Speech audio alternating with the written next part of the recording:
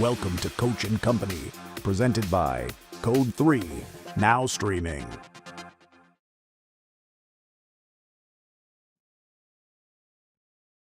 Oh, and now that's how we get down. What's good, everybody? Welcome in to a Monday edition of Coach and Company. And we got an absolutely packed show today, coming off an incredible weekend at the brand in sports. This is why we love doing this so very much. We are live on Stadium, Bally Sports Live, YouTube TV, Amazon Prime, DirecTV. If you want to watch on our YouTube channel, on your way in, hit that subscribe button. Hit the like button, share, and then you can just talk away. Our chat queen, Kimberly, will handle all of that in the chat as she always does. Now, before we look forward, we must look back. And Sunday, if you tuned in, hashtag it pays to watch live. What a day. 16-7 as a brand. Your boy, 6-2 yesterday. And the Bryce Young, he went out injured, but I'll still take the X. I'm cool with that. But what a day across the board as my guys came through in a major, major way. And we want to back that up today with another great day of best bets. Now, Monday's always our busiest day here at the brand. Busy, busy, busy. In addition to our morning show, don't forget, 2 to 4 Eastern time on Sirius XM Sports and Sirius XM Channel 156. It is all about Off the Ropes with your boy. All of the biggest stories in pro wrestling, but that's not all. If you don't have SiriusXM, don't forget at 5 p.m. Eastern time. It's the Coach and Bro Show with me and Vince Russo. And then tonight, a very special start time, 6:45 p.m. Eastern time. It's the Monday Night Grind. 2 Monday night games tonight, Bucks and Lions, and the Texans and the Seahawks. We'll break both those games down at the bottom of the hour as well. And don't forget, you can become a premium member whenever you want. This past week, we had 2 different premium pop-ups because we're right in the middle of 49 straight days of football. So it literally pays for itself in 1 or 2 live bets. Plus, it's just a lot of fun. And don't you want to hang out with the cool kids? Of course you do. And as many of you have already done, pick up a piece of merchandise. By the way, I don't even know how much longer you'll be able to get a Chapel Bill piece of merchandise as every week gets worse and worse for North Carolina. All right, coming up here on the show in about 10 minutes or so, our weekend rewind, an historic collapse in the NFL. Then we've got 2 Monday Night Football games. Then Code 3, they're on board today. So we're going to take a look at what NFL teams are on life support right now. Then, in about 45 minutes, the best 2 words in all of sports, Game 7, tonight in Toronto for the right to play the LA Dodgers for the World Series Championship. All right, that's all the housekeeping I can do. I got some excited boys out at the front door. See? They're ready to come in. Ladies and gentlemen, it's time to beat the books.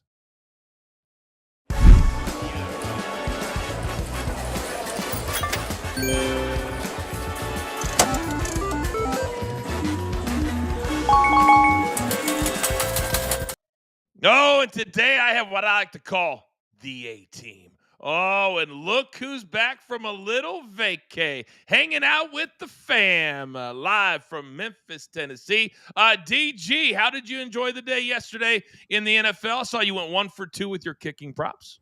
Yeah, I had a good day, Coach. I had fun, but honestly, it was great to be back and just have a normal day other than being on vacation. Vacations are awesome, but being back to a normal life is always kind of refreshing, sleeping in my own bed. I bet that's nice. It's great to have you back here, too, on a pivotal Monday. Great to see you, DG. Now, this man, look at the fresh cut there. He goes by one name and one name only. Good morning, Zeno. Morning, Coach. Morning, everybody. Certainly was a day for the public yesterday as only 3 underdogs ended up winning or covering, rather. So if you were a public bettor, you probably walked away with money in your pocket yesterday. And be prepared for that to turn soon. Oh, I can't wait for my man Zeno to educate me on that. Now, this man was busy yesterday. He was a part of the morning show. He was a part of the evening show. He's our numbers guy for a reason. Say good morning to Raphael Esparza. Good morning, Raphael. Good morning, Coach. Good morning, family. Yeah, the books took their first Sunday loss yesterday as the favorites go 9-3. Moneyline parlays cashed all evening and all day. So do they get revenge today? Oh, I had a little teaser yesterday. I was excited about it. I normally don't play teasers or parlays, but the Patriots and the Giants, easy cash. Easy cash. All right, but gentlemen, as you all know, because you're veterans, you're OGs, and you're absolute savages, nobody cares about Sunday. They care about today. So let's start with one very easy question. Who wants? That's what I thought. DG, best bets, go. Coach, we're going to start off with a really fun one. We're going to go with Twinkle Toes Baker Mayfield. We're going over the 3.5 rush attempts. It's at plus money at plus 112. If you're wondering why rushing against the Lions is smart, it's because they allow the 5th most rush attempts to the quarterback at 5.3 per game. Baker can help us out with some nil downs, maybe to close out a half or to close out the game. Either way, I think he gets outside the pocket and gets at least 4 rush attempts against the Lions tonight, and we're going to cash that at plus 112. All right, let's go to the next one. We're going to go with a kicker here because kickers cash. We're going Kaimi Fairbairn over 1.5 field goals at minus 105. Houston, they kicked 2 or more field goals in all but one game this season. Seattle, they have allowed 2 or more field goals in all but one game this season. Houston's offense is going to stall out against a really good Seattle defense in the red zone, the 7th best red zone defense, and he'll cash his 2 field goals at minus 105. It's a great play. It really, really is. It's such a great defense. So just getting it to the 40, and now you're in field goal range. Love that play. By the way, Derek, I see you in the chat. You said, Coach, the Giants game was anything but easy. We had him in a teaser. We had him plus 13.5. That was sweat-free, Derek. Sweat-free. All right. Let me come right next door. Mr. Zeno, best bets. What do you got for me today? Kate Otten over 36.5 receiving yards. A very banged up Buccaneers receiving core right now with no Chris Godwin, and it doesn't look like Igbuka is going to play at this point in time. I know Mike Evans is back, but he's not 100% healthy. Who's the recipient of all that? Well, it'll be Kate Otten in the middle of the field against a very aggressive Lions pass rush. He should have some opportunities there. Let's go over 36.5 yards. And then we will go to the second Monday night game. First half under between Houston and Seattle. Why? You got the number 1 defensive efficiency team in the Houston Texans, whose offense is really impotent. They don't know what they're doing. CJ Stroud looks like a shell of himself against Sam Darnold and an offense that doesn't score a ton of points anyway, and a defense in the Seattle Seahawks that, as Daniel just told us, is a very good one. They are very aggressive. They keep teams out of the end zone. And if this thing is going to go over, it's going to go over early. So if they ain't scoring early, they probably ain't scoring late. Let's go first half under 20.5.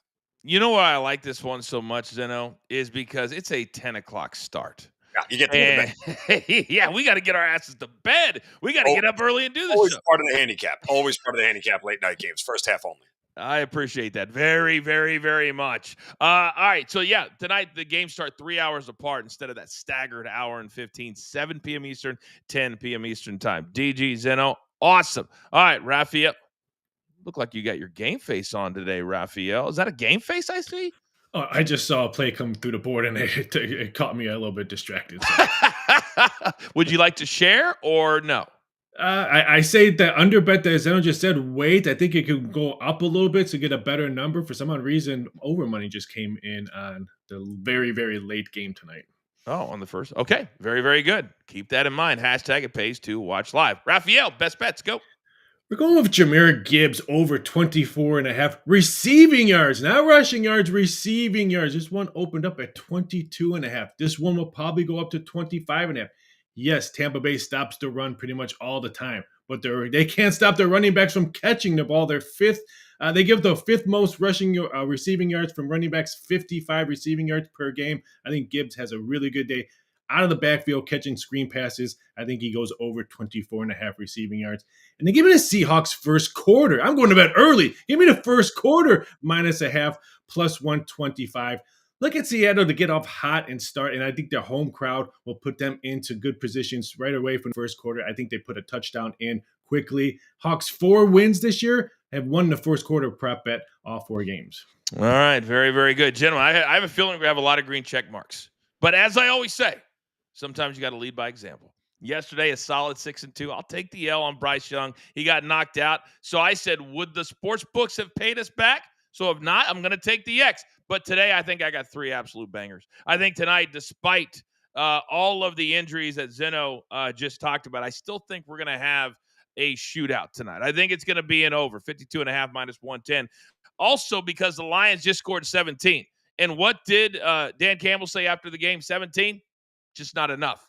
It's not even close to enough. So when that happens, this offense at home on the fast track, they're going to come out. I thought about playing the team total. I stayed away from it, but I love the over tonight. Then on the Lions side, I love 2 wide receivers. Thought about going with the longest catch for Jameson Williams. He's a speedster. He could get this number in one catch, over 45.5 receiving yards, but didn't play that. I think he'll get that. And then the workhorse tonight, of course, my guy, Amon-Ra St. Brown. This is a big number for a receiver, 7.5.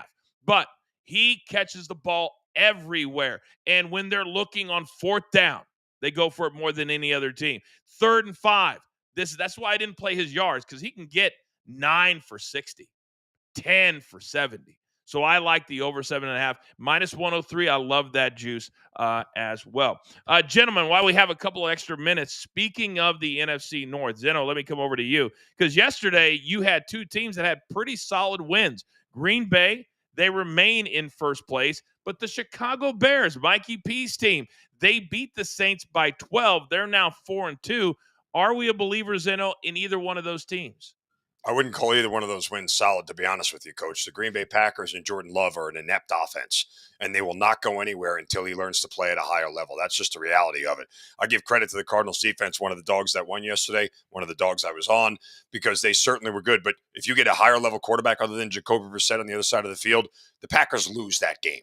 Mm-hmm. And the Bears let the Saints hang around entirely too long in a game with Spencer Rattler. And if the Saints had made a litany of mistakes, bad decisions by Rattler, turnovers, I don't know that the Bears win that game either. You're not getting high-level play from Caleb Williams either at this point in time. A lot of question marks. The only thing I know right now about the NFC North is that the Lions are the best team there, and it's not close. Yeah, I agree with that statement, but all of them are 500 or higher, DG, including the Vikings, who had their own issues yesterday with the Eagles. Couldn't get anything going till late. They end up losing by 6. Who do you think is the best team right now in the NFC North? Well, obviously you got to go with the Lions, but I will say that if you're looking at the what the Packers are doing, they're beating you up on defense, and you did have Josh Jacobs, who was out and with kind of with the illness. He was in the game, but he was really out. He wasn't really doing much. The Bears, I think, are frauds. I just think the teams that they beat, the Cowboys sucked when they beat them. Okay, they weren't good. The Saints suck, and so because of that, I just don't think. I think the Bears are frauds. I can never get behind a Bears team and Caleb Williams. It feels that way. Raphael, from a betting standpoint, I haven't looked at the numbers, but it feels like it's the Packers and the Lions to bet on to win this particular division. What's your take? Yeah, what the Bears did yesterday, they played the Saints, and nothing came through the windows for to win a division or to win the NFC. They beat the Saints. I think there's more question marks with Green Bay. I think that's why they're on the phones trying to make some upgrades on offense, and I think the Lions win today and they put a chokehold on a division. All right, if they win today, they'll be 5-2. The Green Bay Packers, the reason they're 4-1, they've already had their bye week. Anytime you have your bye week in week 5, that's a significant disadvantage, because then you got to play 12 weeks, 13 weeks straight into the playoffs. All right, gentlemen, great job. Ton of green check marks. All right. We're just getting started here on Coach and Company. Coming up on the other side, our weekend rewind. What were the biggest stories according to my guys? Also, we got some front page news. There is news all over the place. Then, coming up in about 20 minutes, we break down Monday Night Football. And then, in honor of Code 3 coming on board, which teams are on life support right now in the National Football League? Then, it's Game 7 tonight in Toronto, north of the border. Which team do my guys think will play the Dodgers in the World Series? Just getting started. It's a beautiful Monday. Coach and Company Stadium and Bally Sports Live. We'll be right back.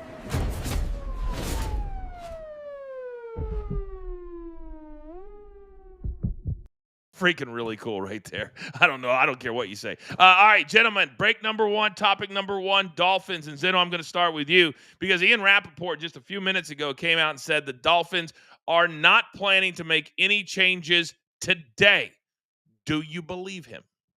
Yeah, I don't think they'll do it to the bye week. At this point, there's no point. I mean, they got a road game against Atlanta next week, and then they have three fairly, manageable games in the middle here where I don't know if it matters if they stack wins. I think, Mike McDaniel is a lame duck coach at this point in time. He's a dead man walking, but I think they'll actually let this thing ride out to the bye week and give them time to just figure out what their plan is. After the Falcons road game, they got 3 consecutive home games, including the last one. Technically, it's overseas in Europe before the bye. I could see that's when it happening, that on the plane ride back that McDaniels gets the axe. Oh my God, can you imagine, guys? Oh, you're 1-9. We're going to send you overseas. That has to be brutal, DG. Just brutal. Yeah, but if you're Mike McDaniel at this point, it's over. Like, there's no way you're coming back with a quarterback like Tua Turnabalova. And I give a little shout out to Miss Kim White who gave that to us. Oh, did she? It's Awesome. it's great, but it's the fact that Tua is just not a good quarterback. Their offense isn't good. And you have a rambling Mike McDaniel after every game in the post-game presser. And we don't know what he's saying. We don't know what he's thinking. And obviously, I don't think he knows what he's thinking at this point. I don't think that. Raphael, betting wise, what are we looking at on McDaniels being the coach or not being the coach or being the next coach fired? Last night, my sources were telling me he's probably not going to last it. If he does last all week, that means they have no trust in anyone else to be the interim head coach. So if he stays, that means they don't trust anyone to be the interim. Hey, Coach, you want to hear Yes. something? Here's a good thing about going to London, going to Europe and getting fired there. I'd take the whole family and get fired. Hey, I'll get my own dime. Thanks. I'm gonna enjoy vacation. That's a great idea. That's a great idea. All right, it's time to look back at the weekend. We're back live in just 5 seconds. Welcome back to Coach and Company, presented by Code 3, now streaming. Doing gangbusters. We appreciate the movie company and Code 3 coming on board for the next couple of weeks. All right. What an incredible weekend it was in college, in the NFL, in baseball. So every single Monday, we like to look back at a little something we like to call the Weekend Rewind.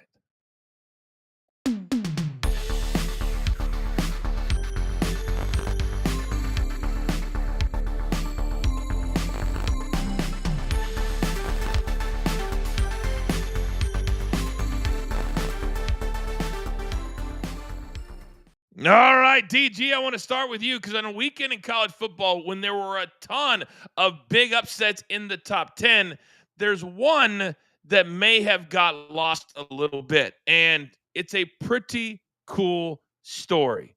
Where are you going today? Yeah, we're going to start off with the Alex Mortensen. And if you recognize the last name, he is the son of the late, great Chris Mortensen of ESPN. And he would be smiling down at Alex, who is the UAB coach now, after we saw the coach get fired there. But he gets his first win as the interim head coach, taking on a University of Memphis team that was undefeated. They had bigger plans. They actually had their starting quarterback before he went out in that game. But now in a short week, Alex Mortensen takes a team with a backup quarterback and takes down Memphis. And it was a big win. And I know that his dad would be proud, but realistically, it's a stat that kind of stuck out to me. He is the first coach who is in his first career game to take on 22 Memphis in the largest upset of plus 23.5 in his first career win. It was beautiful. And I think that Alex Mortensen, there's good things on the horizon for him. Wow. They were 23.5-point dogs and they beat Memphis. The week before I watched UAB, they couldn't move the ball at all. And a little ironic, Trent Dilfer, who I also worked with at ESPN with Chris Mortensen, he was the former coach. So there's a lot of ESPN going on at UAB. What a great story. So congratulations to Alex Mortensen. All right, let's stay in college football. Zeno, I'm going to come over to you. A lot of ranked teams that just are losing every single week. Your take? That the AP rankings don't mean squat. I don't know why we even still do this fruitless exercise every week, but we do. This is no disrespect to certain teams, but Georgia Tech is not the 7th best team in the country. They're a great story. They're amazing. There is a lot of fun, and they got a shot to win the ACC. They're not the seventh best team in the country. They get rolled by Miami. They would get beaten by Ole Miss. They'd get beaten probably by Notre Dame. They would get beaten by Texas Tech. That's okay to say, but we do this exercise every year where we start to count these things as if they matter. When the college football playoff rankings come out on November 4th, that's the first time it actually matters. But even at that, we still got 4 weeks of football left after that. So the point is there's so much left to be decided. Don't get enamored by a 0 in the L column. When it's all said and done, we may only have one team that stays undefeated by the time we have the final college football playoff rankings that are out there. The AP stuff, well, it's cute and it's fun. It's really a waste of time. Yeah, I agree with you there. Ohio State clearly is the number one team in the country. We may see for the first time a team with 3 losses make it to the playoffs this year. Who knows? Zeno, great take. All right, Raphael, big guy. As I look down at my notes, I did not think that week 7 on my bingo card, we'd be talking about Danny Dimes and Jonathan Taylor. What do you got? I just keep on being impressed by the Indianapolis Colts week after week. And I know they played an easy schedule until yesterday when they went on the road and won easily on the road, up 23-3 on the road. And Danny Dimes just threw it all over the place. Jonathan Taylor looks impressive week after week. I'm just so impressed. They're averaging 33 points a game so far this year. It is amazing. Danny Dimes, 10 touchdowns, only 3 INTs. This team is for real. Grab all your AFC championship tickets, Super Bowl tickets. You know, Jones was 100-1 to win an MVP. He's 22-1. You know who has a 75-1 ticket? This guy. That guy. Oh, maybe we need to let you borrow Big Tommy's thumb. All right. Great take there, Raphael. All right, I'm going to go to baseball for my weekend rewind. And guys, I hope everybody understands what we're watching in real time. I'm going to throw a stat out you or a number that's going to blow you away. If you stayed up and watched the Dodgers, or should I say Shohei, beat by himself the Brewers over the weekend, it was the best performance in the history of the postseason. 3 solo home runs, 10-plus strikeouts. First time's ever happened in the same game. But here's the number that's going to blow your mind. When they paid him $700 million, everybody said, oh, it's a stupid contract. They'll never get their money back on the back end. Nobody's ever done that on a 10-year deal. Guess what? They've already made their over $700 million back in the first 3 years since signing Shohei. In marketing deals, in merchandise, in everything. They came out and said it. So the rest of this contract, it's gravy money. They've already made it back. That's how great and marketable Shohei is, not only here in the United States, they went around the world. Now that 700 mil, boys, it doesn't look so stupid anymore, does it? I didn't think so. Oh, DG, you think it still does? I think in baseball, what is money? In all honesty, because they can just spend whatever money they want. And so, yes, I don't disagree at all. And that's why you have big, or deep pocket owners, and you can get a Shohei, and that is awesome. Yeah. All right. Gentlemen, great takes today on Weekend Rewind. I want to move in. We're not even going to do a transition. I want to move into another big story from the weekend. And that, of course, then I'm going to start with you, the Giants. And there are so many numbers that you could throw out. Broncos first team to ever score over 30 points in the fourth quarter after being held scoreless in the first 3. First team to come back from 18-plus down in less than 5. There's a ton of them. But when you look at it, this is also a first-place team that got it done yesterday. Have you ever seen a final 9 minutes of football like what we saw yesterday in Denver? Well, none of us have, because it just never happened before. So I can't say that I've ever seen it, but I can say that if Brian Dable is depending on Jackson Dart to save his job, he certainly did not help himself yesterday in the job-saving department, because there was a lot there on coaching that could have been done. In reality, when you blow a 19-point lead and you give up 33 points in one quarter of a game, particularly the fourth quarter, it's not just one person's fault. There's a lot of people who made mistakes. Jackson Dart made mistakes. The defensive coordinator made mistakes. Brian Burns, the linebacker, was openly vociferous about only rushing 3 and dropping back 8 in a coverage, which obviously led to Denver's final shot to kick that game-winning field goal. And then the Giants organization as a whole for the last 2 years now has failed to solve the stupid kicker problem. Nobody hates kickers more than me, but as an organization, if you are derelict enough not to be able to figure out the position and find somebody serviceable when there's 24 of these guys sitting on the street waiting for a job, shame on you. The Giants are still a hot mess, and they will continue to be with this ownership group and this coaching staff. 2 missed extra points yesterday. I was out on the golf course as I'm looking at the game in real time, just watching it on Gamecast. I was like, how do the Broncos keep getting the ball back so quickly? And then when they missed the extra point, there was only about 30 seconds left. So to your point, you're playing 8 deep. If you would have brought some heat, maybe they wouldn't have gotten down there in 2 plays and kicked that field goal. So many issues. But DG, at the end of the day, if you're a Broncos team on the same day that Demaryius Thomas gets recognized, that Peyton Manning's in the building, it almost felt like there was a bigger power at play in the fourth quarter. Yeah, and it was a feel-good moment for sure. And if I look at this Denver team, I look at them and being, you know what? You almost got caught. And the thing is, like, you can look at this in 2 different ways. One, maybe the Denver Broncos aren't that good, or that they finally showed up and they showed out there in the fourth quarter. It's more, I think, in my opinion, it's more on the Giants and the fact that they just don't know how to win. And sometimes teams and coaches just don't know how to win games and close out games. But realistically, a great feel-good moment there, honoring Demaryius Thomas and having all the allure there. But having a huge comeback win in the fourth quarter was pretty awesome. And let's flip it over to another story, Raphael, and this is Jaden Daniels. Because when you start comparing players to other players, it can be kind of a dangerous situation when it comes to your take. Well, now the mothers are getting involved because Jaden Daniels went down again yesterday with a hamstring. And it kind of starts to remind you of what RG3, another Washington quarterback, who was also NFL Offensive Rookie of the Year, and then injuries cut his career short. So his mom, Jaden Daniels' mom, went on Twitter yesterday and said, hey, stop the narrative of comparing my son to RG3. Is that fair for a mom to make that tweet or for us to make that comparison? I think it's fair for what the mom did, but it's just what we see on TV, what we see in our eyes. We have to compare. We realize, wow, it's almost like the exact same thing we saw with RG3. So I said that multiple times. I'm not comparing the two. I'm just saying how similar both of them are, and it's just sad. Zeno. When are parents going to learn? Stop rushing to defend your children on social media. It does not make it better. It only makes it worse. I get the parental instinct. I'm a parent myself.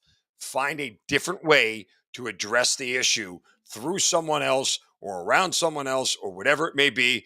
Call a media member and have them do it for you. Stop rushing to social media to defend your kid. You make it worse, not better. Especially her. Remember when he started dating the famous basketball player and mom was like, sitting in between them at the basketball game. But I think also, DG, she feels like she's a little bit more important. You see the video yesterday? She had the attention of Tom Brady, Aaron Andrews, and everybody else at Fox for like 5 minutes pregame on the field. So maybe she thinks she's a little bit above all the rest of the parents. Yeah, what ends up happening is people like me, I had no idea that was happening where people were comparing him, so closely. I get the comparison for sure.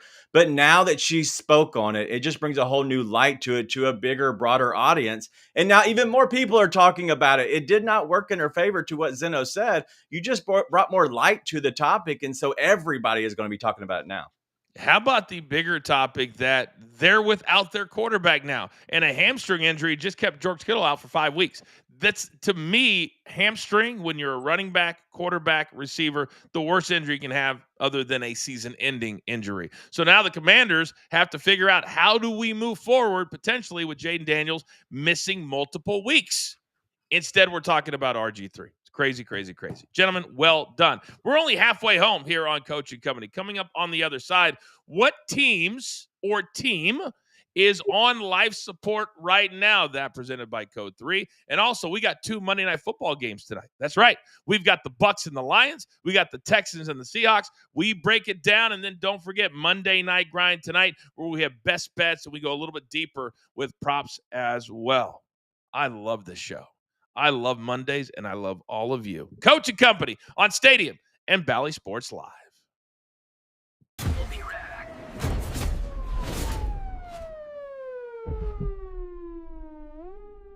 Gentlemen, on the other side of the Washington game yesterday was the Dallas Cowboys. And Zeno, when the Cowboys score 45 and then you go in and go, oh, Well, they got their best receiver back, over 100 yards for CeeDee Lamb. George Pickens also over 80 yards yesterday.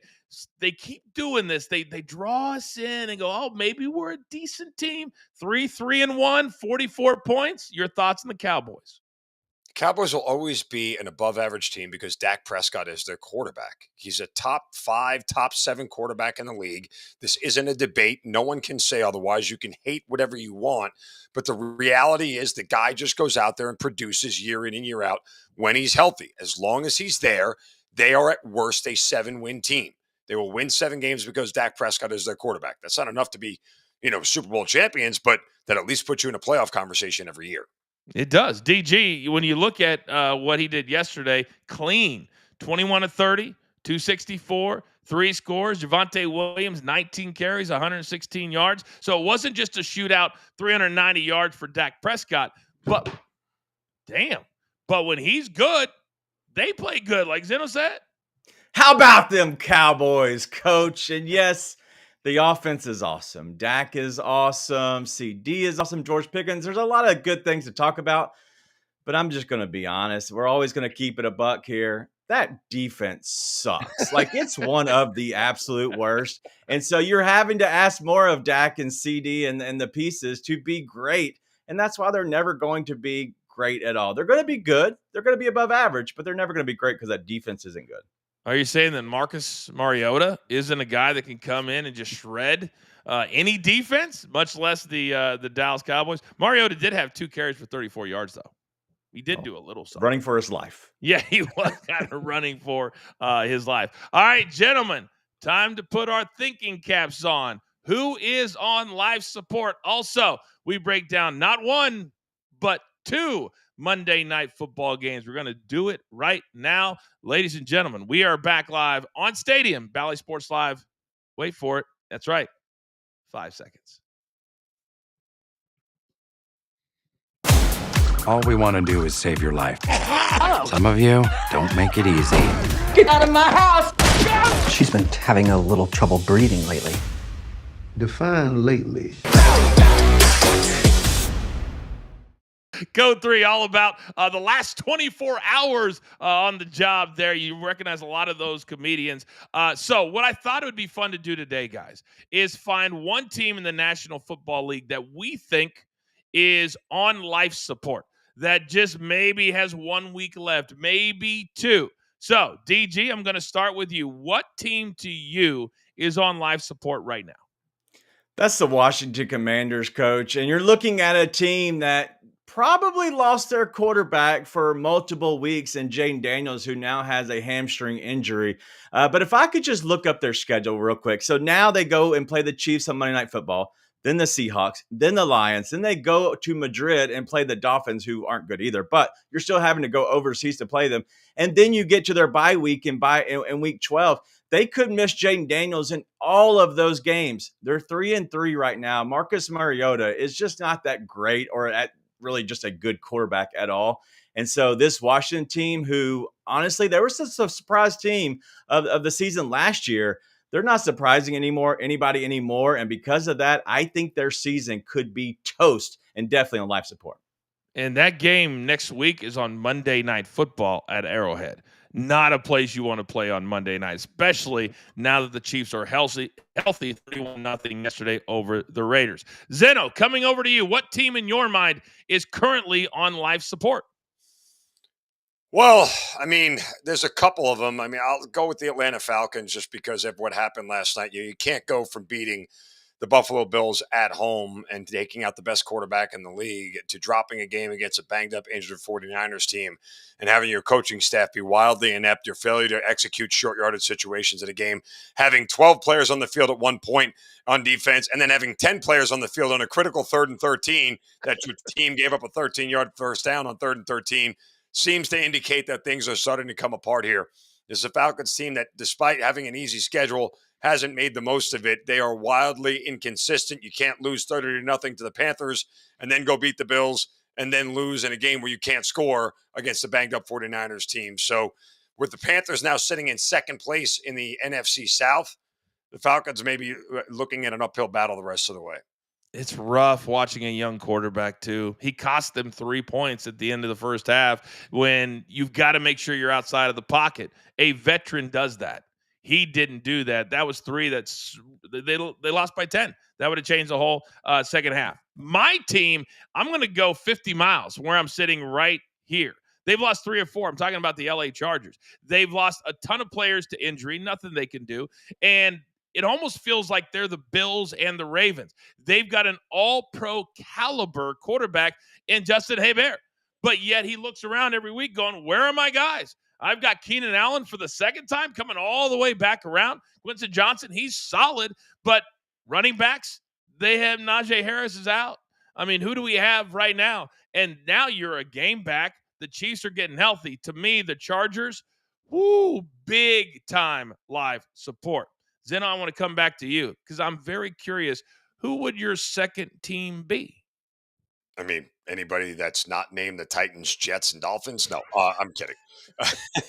Honestly, the Jacksonville Jaguars are another team that looks like they could be, despite the 4-3 record here, another wildly inconsistent team. And the Colts just don't look like there's any sign of slowing down.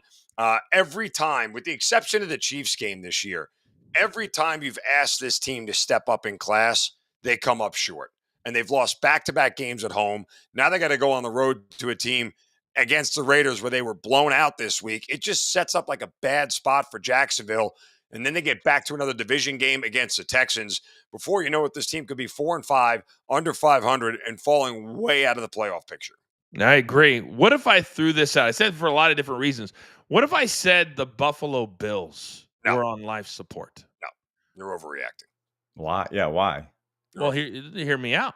Because right now they've proven for years with Josh Allen that they've got to figure out different ways to get to the Super Bowl. They've never done it. To me, life support is what is their life. Their life's different than the Panthers, the Colts, the Saints. They're about Super Bowl or bust. And right now, they're not even in first place in their own division. And if they continue to play like this, they won't get the number 1 seed either. Does it matter? Does it matter when 17 is your quarterback? Nope. Yes. Nope. Yes. Nope. They haven't been able to do it yet. Okay. They have to go through the same opponent regardless. I know. So it doesn't matter what the path is. 17 gives them the best chance to win. And as long as he's playing, shot. I think I would rather have them at home in Buffalo than going on the road to Arrowhead or to wherever else. But I'm just throwing it out there for the sake of our conversation. I don't think, Zeno, they're on life support. I'm just saying that right now, they're not even in first place. All right, gentlemen, let's move it on tonight. We got 2 big Monday night games. Let's kick it off.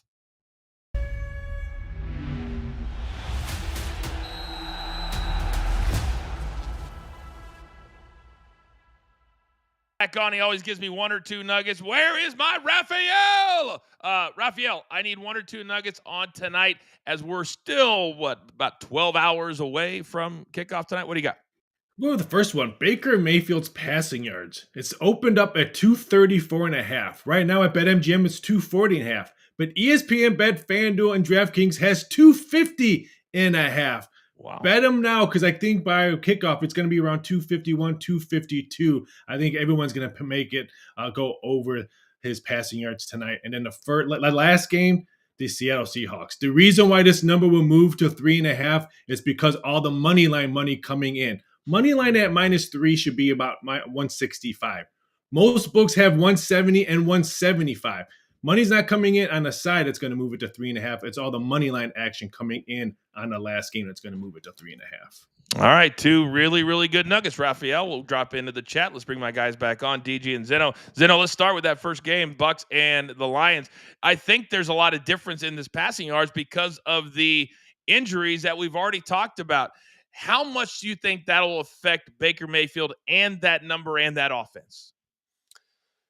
Well, I think the injuries are the biggest problem. That and keeping Baker Mayfield upright is the other part against the Lions pass rush that's pretty good, and the Lions pass rush that likes to get after the quarterback. I mean, when I look at this game, the biggest part of it is who's Baker going to be throwing to? I know he's a magician, and I hate betting against him, but this just feels like a spot here where it may be too much for the Buccaneers to overcome. Look, they've played all close games this year, with the exception of last week where it became a 2-score game with $1:55 left. Now they're going to play a team in the Lions that's outscored their opponents 86-31 at home this year. Add in the fact that the Lions are 11-0 straight up and ATS off a loss since November of 2022. Not a good spot here for Tampa Bay. Hashtag it pays to watch live. Do you want to do the work? I didn't think so. Awesome nuggets by Zeno. So, DG, let me come down to you, because if they're playing from behind, they've proven they can stay within. We haven't even talked about the spread at all yet, and right now it's just under a touchdown. Yeah, if you look at those 6, you kind of have to look at both teams, because perfect on the away, yeah, that's Tampa Bay. Perfect at home against the spread is Detroit. So something has to give. But I look at this Tampa team, and this is the biggest total and the biggest spread that they face this season. I just believe in Baker. I know Detroit is awesome, and I'm higher on them than probably most. But I just think that this defense from Tampa Bay can be good enough to keep them in games as they keep them in games every single week. I think that they can stay within 6 points here tonight. And when you talk about the Lions, they're such an outlier because of their head coach, Dan Campbell. He's so different. A lot of the decisions he makes are different than other more conservative coaches would make. So, Zeno, when you hear him say after the game last week, 17, not enough, not nearly enough. How much do you think that loss and the lack of offensive output into the end zone will affect how aggressive they are tonight? For the Lions you're talking about, or the Buccaneers? Yes, Yeah, Lions. You're talking about the lack of Monday night was more a product of a lot of things that we don't normally see in a football game. Refs buzzing down from New York for beyond that. I mean, the Lions are a different team at home. And not only that, Jared Goff is a different quarterback at home. But I'll tell you this much, if the Buccaneers have any hope, they better put pressure on Jared Goff, because his number, when not under duress this year, his numbers are through the roof. You're talking a guy that's got over 110 quarterback rating when he's not under pressure this season. So you better force Jared Goff to do something that isn't really on time and on target and on schedule, because if you don't, he's going to beat you with those receivers. Plenty more in this game coming up tonight on Monday Night Grind. Special start time, by the way, 6:45 p.m. Eastern time. Get your best bets. You want to tune in right at the top of the show. We only have 15 minutes to get them in. DG, let's flip it over to the late game quickly. And this is the Texans, who are coming off wins against Tennessee and Baltimore, although they beat the Ravens without Lamar Jackson. They're getting 3, a Seattle team that just went all the way to Jacksonville and got the job done. What do you make of this game? Yeah, this is a tough one, because both teams against the spread are just not great at all. But also that minus 175 on the money line for Seattle at home, it scares me. That's too much juice. This is a stay away just overall. But if I'm looking at this, I think this is a Seattle win. I think it could be within a field goal, because I think they're going to be kicking a lot of field goals in this game. And in the NFC West, Zeno, for Seattle, they need to keep winning to keep up with the Rams, who won overseas, and the 49ers, who are workmanlike, but they continue to remain in first place with Mac Jones at the helm. So for Seattle, what do they need to do tonight to take care of a Houston team that it's modest, but it's still a 2-game winning streak? Well, you're going to need Sam Darnold to play the best game of the season so far, because that's the number 1 team in terms of defensive efficiency in the Houston Texans. And his average play, save 1 or 2 games, is not enough to get it done for Seattle. This is a pretty inept offense. Granted, look, they rely more on the run. They want to slow it down and play defense, but this is still an offense that, outside of the Buccaneers game and a game against the Saints, who are god-awful, this is not an offense that's scoring a ton of points. They better figure out a way against this defense to maximize every scoring opportunity. And if Darnold makes a mistake, it could be night-night for Seattle. In their 3 losses, 9, 10, and 19 was all they were able to manage. They really missed Tank Dell. I don't know if he'll ever be back on his knee was absolutely shredded. But they certainly miss him on the outside, opposite of Nico Collins. Gentlemen, well done. Coming up on the other side, we've got a Game 7 tonight. That's right. 2 Monday Night Football games and a Game 7 in Toronto. It is the Mariners and the Blue Jays. Who's going to take it down? Who's going to meet the Dodgers and Shohei in the World Series? We'll discuss on the other side. This is Coach and Company on Stadium and Valley Sports Live. We'll be right back.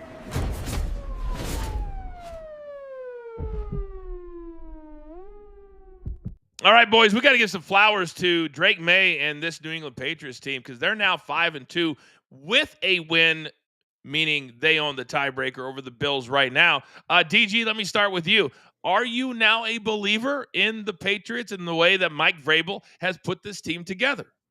Yeah, I was a believer early in the season just because Drake May is a good enough quarterback, and he's probably better and the best quarterback that Vrabel has had because Tannehill wasn't that great either there in Tennessee. And so I think he's always going to have his defense ready to play. That Patriots defense, man, they are vaunting. Like, they are a team that you don't want to face right now. They got a bunch of all pros that they brought in, and they a lot in free agency. And Zeno, when you look at the schedule, their next 2 games are at home against the Browns and against the Falcons. And then they have Tampa Bay and then the Jets, Cincinnati, and the Giants. So they could have a really good record when they get to week 14, which is their bye week. Yeah, I mean, it's interesting how we paint the Patriots with one win over the Bills. Let's look at their other wins. Dolphins stink. Saints stink. Titans stink. Like, Panthers average at best. Okay, they're not taking anything away from them for the win over the Bills. Let's not crown them just yet. And to your point, Coach, you're right. The rest of their schedule doesn't look incredibly tough. Browns, Falcons, Jets, Bengals, Giants, Jets, Dolphins. I mean, the 3 toughest opponents left they have are the Bills, the Ravens, and the Buccaneers. I mean, so they have an easy schedule. They're taking advantage of it. By all accounts, they're going to be a playoff team at this point in time. But I'm not ready to crown this team as a team that wins a playoff game yet at this point in time. Yeah, I'm not either.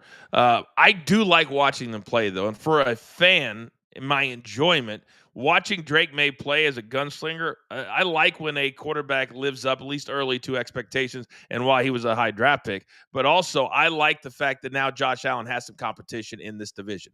And the division won't be over in week 13. I love that as well. All right, gentlemen, it is time to talk about the 2 greatest words in all of sports. And we're talking about, no, not day baseball. Game 7, 5 seconds. Welcome back to Coach and Company, presented by Code 3, now streaming. Okay, welcome back, everybody. It is Coach and Company here on Stadium Valley Sports Live. If you're watching on YouTube, we appreciate you. Hit the like button on your way in and just chat away. The chat's really popping today. By the way, Big Tommy C, shout out to you in the chat today. Raphael in the chat as well. So this has been quite the series, gentlemen. The Mariners won the first 2 on the road in Toronto. Then Toronto won the next 2 on the road in Seattle. Then the Mariners won Game 5 in Seattle, and then Toronto won their 3rd home game. So now, here we are tonight. All of the chips are pushed into the middle and awaiting the winner, the LA Dodgers, the defending champs, and Shohei Ohtani. Let's start with you, Zeno. Who takes it tonight? I think it's the Mariners. Look, I bet the first 5 over 3.5. I'm sorry, under 3.5. Rather, the last 5 games in the series have gone over. So what am I going to do? Go the other way, because that's what happens in Game 7s. They typically skew under, and you're looking at a total that's higher than what I would expect, considering we had 6.5 last night in the game. We go up a point here, and it's skewed to the over, juiced to the over. So I kind of look at this game here that if the Mariners offensively keep hit the ball out of the ballpark, and I think they have an edge in the starter pitcher here, although not much with George Kirby, but I like the Mariners.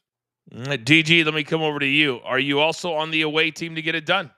No, Coach, I got that Bieber fever, and I'm going to go with the Blue Jays who are on the back of Shane Bieber. I think he does get the job done, but in all accounts, I'm looking at Vladdy. Like, Vladdy Daddy is the man, and I think that he ends up coming up clutch in this game and then walks off the MVP there on their side of the AL and goes to the World Series.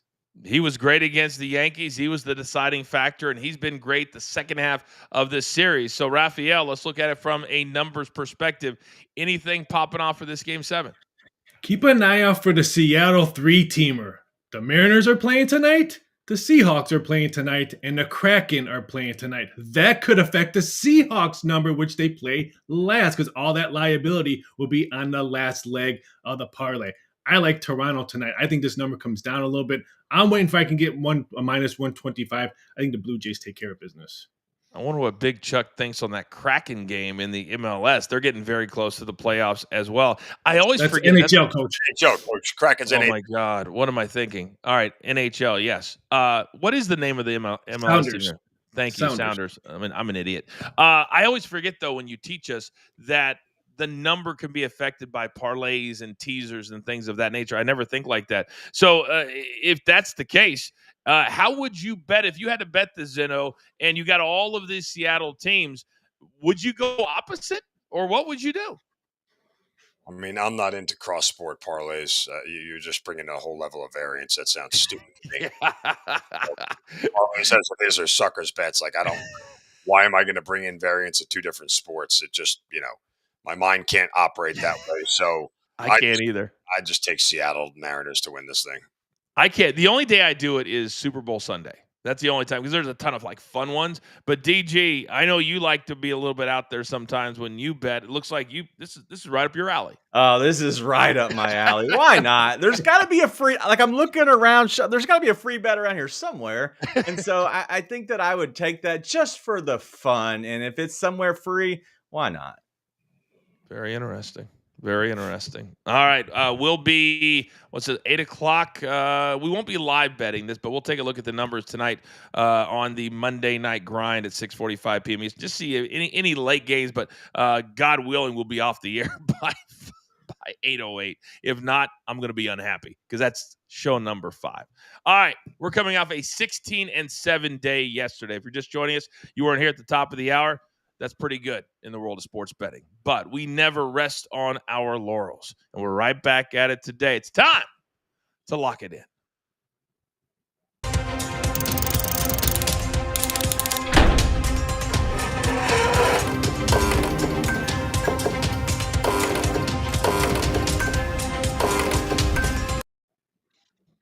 All right, 10 seconds or less. 1 or 2 nuggets is all that I need. DG, upper left. Let's go. Let's take on Twinkle Toes Baker Mayfield. We're going over the 3.5 rush attempts. It's at plus 112. He's taking on a Lions team that gets the quarterback outside the pocket more than most, and it is the 5th most rushing attempts that they allowed to the quarterback. He goes over that number tonight. And then we're going to go Kaimi Fairbairn, the Houston Texans kicker. We're going to over 1.5 field goals at minus 105. He's done this in 4 out of the 5 games this season. They're going to continue to do this against a good Seattle red zone defense.